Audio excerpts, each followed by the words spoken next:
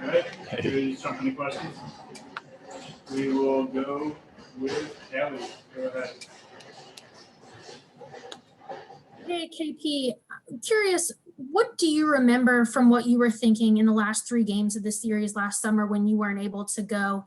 And how much does that come back to you now that it is the same opponent and you're getting this chance to once again enter healthy and get a chance to contribute? Yeah, I was heartbroken, I remember, especially that 4th game it was the 4th game, yeah. I was just heartbroken. It's not like regular season, you miss a game, okay, it's whatever, you know. It's like you want to leave everything out there, and when you're not, I just couldn't warm up the knee and stuff. I was like, ugh, it was one of the worst feelings I've had, honestly. And aside from like actual losing big games, but yeah, I picked myself back up and looked at what's next, and maybe I can get the knee going for the next game after that, and that's how my mind started working. But yeah, it's I'm glad I got those 3 games in against them and in the playoffs, with that kind of intensity, with that kind of focus. So I'm excited. I'm excited for this season's playoffs and see how we can compete against them. And one quick follow-up, if I can. What do you remember, like exercise-wise or warm-up-wise, that you were doing when you realized that you weren't going to be able to go for Game 4? Just my regular warm-up, just moving around, cutting, like stopping, jumping off the right leg, and that was it. I knew I just could not warm the knee up properly. We had already done all the things prior to the game to try to feel good, and just couldn't do it. And the medical staff pulled me off and said that I'm not gonna do myself any favors if I go out there and play. All right, welcome to Skyler. AP, how important is even winning just one playoff series to the growth of this team, particularly with the young core that you have? Yeah, that would be huge. That would be a huge step forward for us, especially against the experienced team like the Clippers. We are a dangerous team. We truly believe that. We have outside shooting. We have everything we need. We have the tools. We just don't have the experience yet. And it's good that we had that first taste of defeat last season. And we're looking forward to taking a step forward in these series against the Clippers and see how we, as I said, can match up against them and compete with them.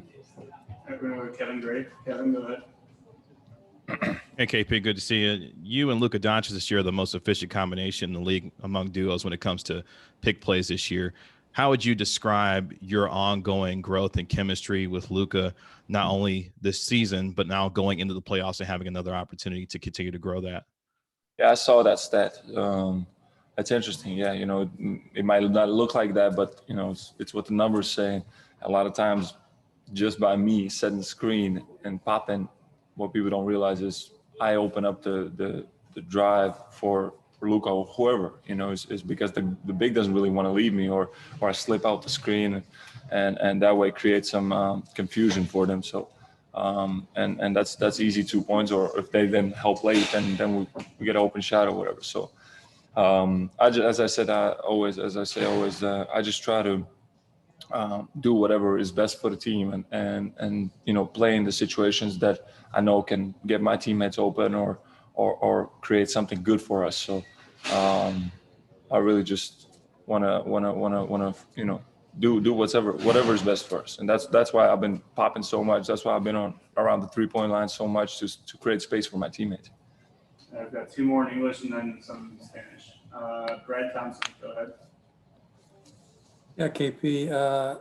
Obviously, I'm sure you remember well Game 1 last year when you guys had the lead, and then Marcus and Luka got into it, and you stepped between them.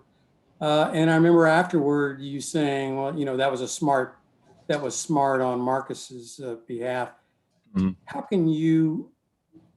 What did you learn from the experience of last year? It was a lot of chippy play, a lot of trash talk. Yeah. Of how you guys should handle that this year, because it's probably going to happen again. Yeah, definitely. It'll probably happen, but we already know, who they are. We have to control our emotions. I don't regret stepping in that play to protect, whoever my teammate, because he got in his face and it was just chippy. But I regret that I reacted to the play when I thought I blocked Paul George cleanly, and then I threw the fist, and that's immediate technical. So I regret that play, and that's the type of play that I have to, be smarter and not react to it as emotionally. But the other one, I don't regret it all, and it is what it is, and so it's like we don't want to play into their game. They're gonna do that. They're gonna try to provoke us. So just tunnel vision, focus on what we need to do. Always have your teammates back. Don't back down, but don't do anything that gives them any advantage. All right, thank you. That was a good answer. It was a good answer. Thank you. Lawrence Murray is with the Athletic in LA. Hey, KP, how are you feeling today? Good. How are you? I'm doing well, thank you. So over the course of your time in Dallas, you've been used in a variety of ways as a unique 7-3 player, and a lot of the times that means playing with another traditional big, someone like Dwight Powell, someone like Maxi Kleber, and sometimes you're out there as by yourself with 4 perimeter-oriented guys. Like, how do you feel that changes your game depending on whether you're on the floor with other bigs or not?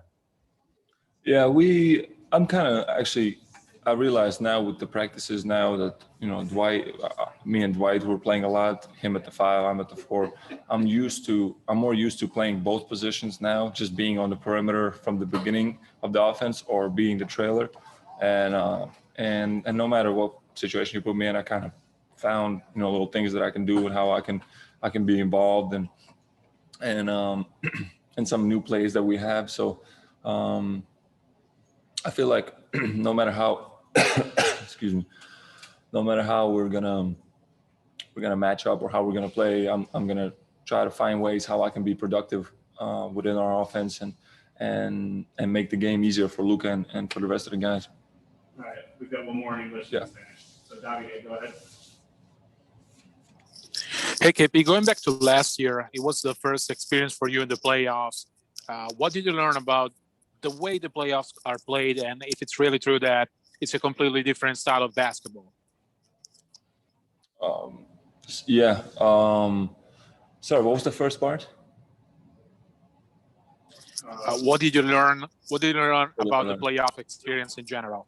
Yeah, definitely. The intensity is way higher. Scouting report is way more profound. Is the word? Yeah, in depth. Yeah.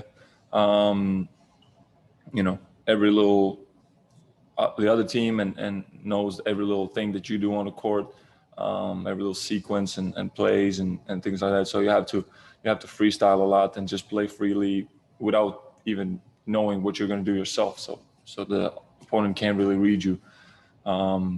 And then the intensity and the focus level and all that just goes up, and everybody knows it's something special, and it's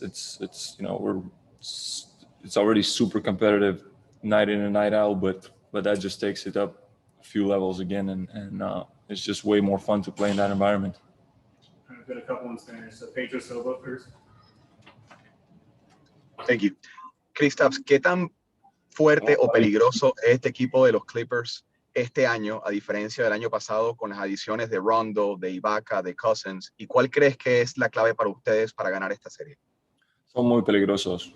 Tienen a Kawhi y a Paul George, que son 2 grandes jugadores. Son muy peligrosos y hacen mejor al resto del equipo también. Y encima han añadido a Ibaka, a Rondo, a Cousins también.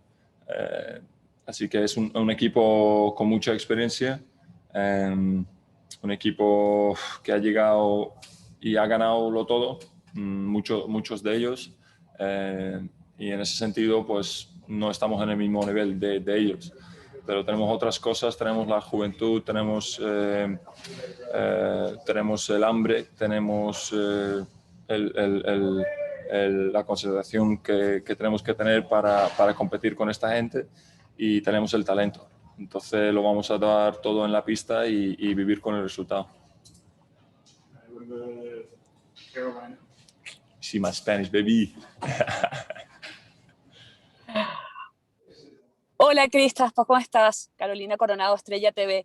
Bueno, quería saber en principio cómo te sientes y cómo afrontar esta serie contra los Clippers, tus segundas playoffs consecutivos. Y bueno, ¿qué vamos a esperar entonces de Kristaps y del equipo en general? La verdad que me siento muy bien, físicamente y mentalmente. Estos días que tenemos entrenamientos y días de descanso me ha venido muy bien, y yo creo que el resto del equipo lo hemos hecho bien, que no hemos tenido que jugar el play-in, que nos hubiera quitado días de descanso. Así que vamos a entrar en el primer partido frescos, con la mente fresca también, que es súper importante, que la temporada es larga y además han sido muchos partidos seguidos. Y nada, con muchas ganas y con mucha hambre entrando en esta serie. All right, that'll do it. Thanks, KP. Gracias. Appreciate you. Hasta luego. Yes, sir.